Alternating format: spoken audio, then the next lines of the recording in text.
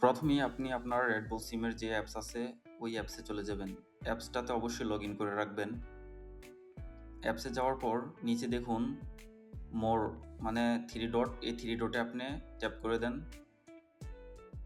এই অপশনে আসার পর নিচে দেখুন, নিচে একটু স্ক্রল করলে দেখতে পারবেন সিম ম্যানেজমেন্ট, এখানে ক্লিক করে দেন।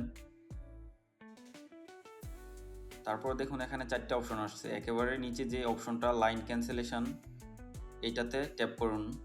এটাতে ট্যাপ করার পর ওপরে দেখুন সিলেক্ট লাইন টু ক্যান্সেল, মানে যে নাম্বারটা আপনি বন্ধ করবেন ওই নাম্বারটা এখানে দিয়ে দিবেন। তারপরে ক্যান্সেলেশন রিজন, মানে কি কারণে আপনি সিমটা বন্ধ করবেন, তো এখান থেকে আপনি যে কোনো একটা কারণ বেছে নিতে পারেন। তারপরে তৃতীয় যে একটা অপশন কন্ট্যাক্ট নাম্বার, এখানে আপনার একটা নাম্বার দিতে হবে যে নাম্বারটা আপনার সচল, কারণ এই নাম্বারে একটা ওটিপি কোড আসবে যেটা আপনার একটু পরেই কাজে লাগবে। নাম্বার দেওয়া হয়ে গেলে ক্যান্সেল নাম্বার লাল বাটনে ক্লিক করে দেন। এই যে এখানে লাল বাটন, এটাতে ক্লিক করেন। ক্লিক করার পর নিচে আরেকটা লাল বাটন ক্যান্সেল নাম্বার, এটাতে ট্যাপ করুন। তারপরে আবারও লাল বাটন প্রসিড টু ক্যান্সেল, এইটাতে ক্লিক করে দিন।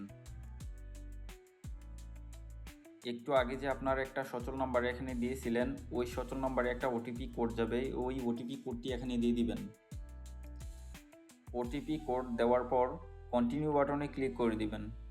কন্টিনিউ বাটনে ক্লিক করার কিছুক্ষণ পরেই আপনার নাম্বারটি মানে আপনার সিমটি সফলভাবে বন্ধ হয়ে যাবে। আপনার ইকামা থেকেও এই নাম্বারটি ডিলিট করে দেওয়া হবে। পরবর্তীতে চাইলে আপনি অন্য একটা সিম নিতে পারবেন। ভিডিওটি ভালো লাগলে অবশ্যই সাবস্ক্রাইব করে দিবেন। ধন্যবাদ।